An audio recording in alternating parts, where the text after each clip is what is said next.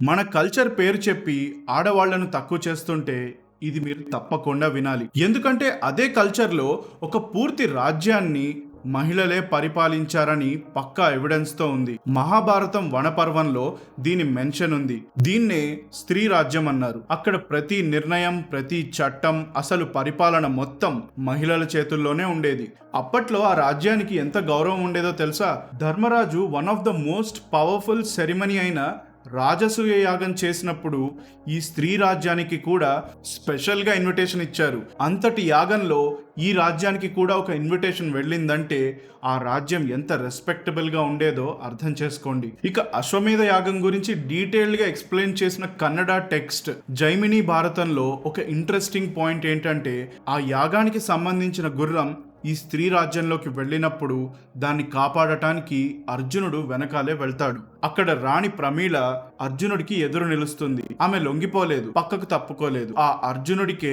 Challenge విసిరింది. అంతటి great warrior ని కూడా ఒక నిమిషం పాటు ఆపేసింది. అంటే అది ఎంత పవర్ఫుల్ రాజ్యమో మీరే ఊహించుకోవచ్చు. అయినా ఒక్క నిమిషమే కదా అని తీసి పారేయకూడదు. ఎందుకంటే యుద్ధంలో ఫ్రాక్షన్ ఆఫ్ సెకండ్స్ కూడా చాలా వాల్యుబుల్. ఋగ్వేదంలో ఉన్న దేవి సూక్తం స్త్రీ శక్తిని కేవలం ఒక సపోర్టింగ్ రోల్గా కాకుండా అసలు ఈ సృష్టికే పునాదిగా వర్ణించారు. సో ఈసారి ఎవరైనా కల్చర్ పేరు చెప్పి విమెన్ లీడర్షిప్ గురించి ప్రశ్నిస్తే అసలు మీరు సనాతన ధర్మానికి సంబంధించిన గ్రంథాలు ఏవైనా చదివారా అని ఒకసారి అడగండి. ఎందుకంటే ఆ గ్రంథాల్లో ఆడవాళ్లకు ఎప్పుడూ అత్యున్నత స్థానమే ఉంది. అయినా మన పూర్వీకులకి ఒక రాజ్యం మొత్తాన్ని మహిళలే ఏలడంలో లేని సమస్య ఇవాళ మనకు ఒక రూమ్ని, ఒక ఇంటిని లేదా ఒక ఆర్గనైజేషన్ని అదే విమెన్ లీడ్ చేస్తుంటే ఎందుకు ఆ సమస్య వస్తుంది? మీ ఒపీనియన్స్ ఏంటో కామెంట్స్లో చెప్పండి. అలాగే ఈ స్త్రీ రాజ్యం గురించి ఇంకొన్ని విషయాలు మరొక వీడియోలో చెప్తాను. So stay tuned.